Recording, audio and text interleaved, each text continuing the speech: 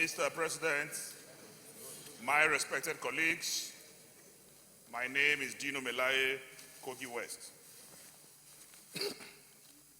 Mr. President, I want to start by saying that hunger and poverty have no political party and they have no religion.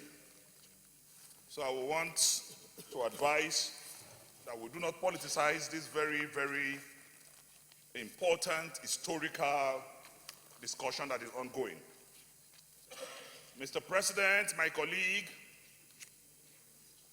this our Bolekaja approach to a boju-boju economy will not take us out of the woods. I have articulated some basic challenges and some smart solutions, especially to the problem at hand. And we also need to know that the magnitude and intensity of starvation and hunger in the land, if those of us in positions of authority will not understand the magnitude.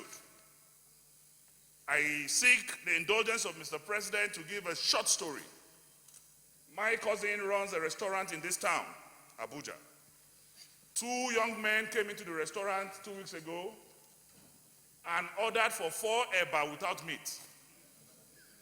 Having consumed the eba completely, they looked to their right and to their left and ran away. And people were about chasing these people.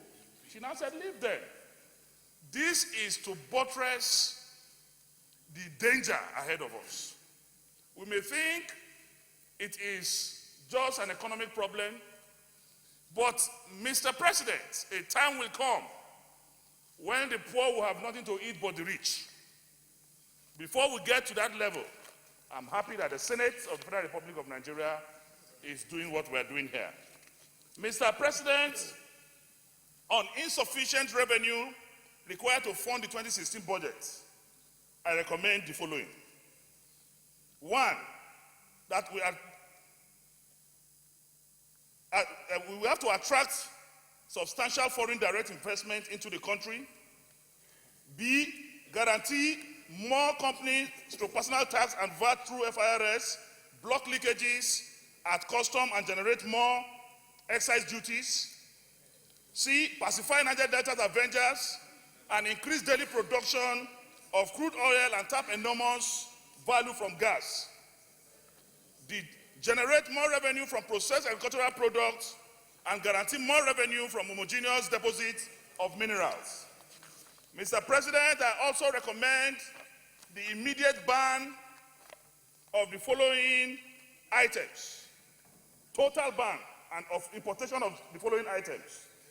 The semi-milled and wholly milled rice, spelt, common, and durum wheat and mislin, refined sugar and raw sugar cane, all variants of milk and cream powder, all variants form of palm oil, granite, vegetable, etc., mixture of odoriferous contents of all kinds used in food and drink industry, frozen mackerel and all kinds of frozen or stocked fish and meat, cashew nuts in shells, fresh or dried, all various forms of ginger, cassava chips, all forms of clothing, textiles, materials, and shoes, paper, stationeries, and all variants of writing materials, manufactured goods such as perfumes, body creams, pesticides, and insecticides.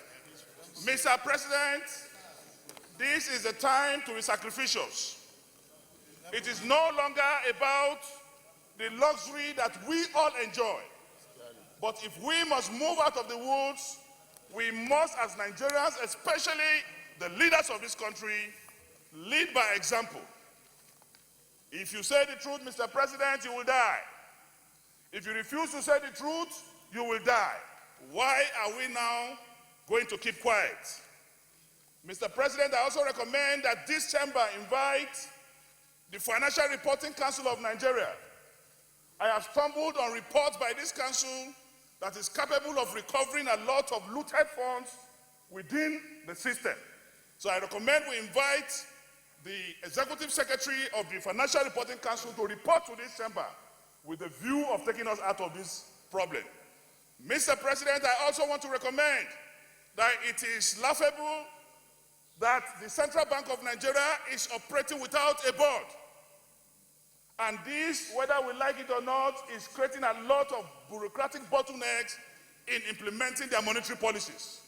So we must, as a matter of urgent national importance, immediately ask the federal government to constitute a board for the Central Bank of Nigeria, as the governor is completely handicapped to even implement policies as recommended by some people.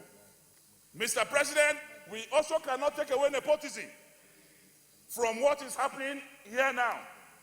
If today Senator Shehu Sani is inviting you to take you on a cruise as a pilot to Lagos, I don't know how many of you will board that the aircraft. So a situation where we give carpentry jobs to tailors is an impediment to the economic progress of this country. We are not against any individual, but anyone who will be a manager, especially of the economy, must have the wherewithal, must have experience in development economics, in strategic development, in planning, in order to execute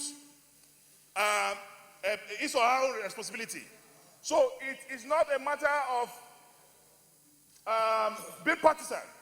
The president must rejig his cabinet, must put square pegs in square holes.